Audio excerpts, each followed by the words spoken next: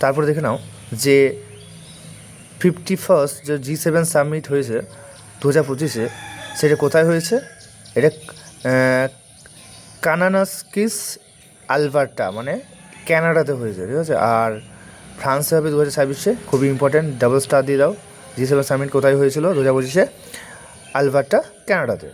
তারপরে 24 মানে 24তম Indian Ocean রিম association 2025, সেরকম ইম্পর্টেন্ট নয়, তবু দেখে নিও যে এর কারেন্ট প্রেসিডেন্টকে শ্রীলঙ্কা।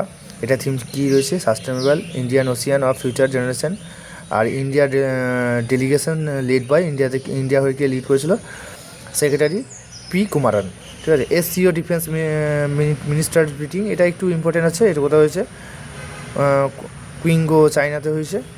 আর থার্ড UN ওশিয়ান কনফারেন্স, এটাও ইম্পর্টেন্ট আছে, নিসে, ফ্রান্সে হয়েছে।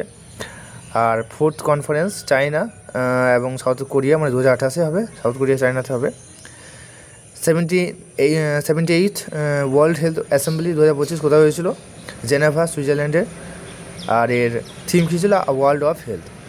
World hydrogen summit, very very important. বর্তমান দিনে যে হাইড্রোজেনের ফিউলের উপর যে তোমার নির্ভরশীল হয়ে পড়ছে, সেটার এটা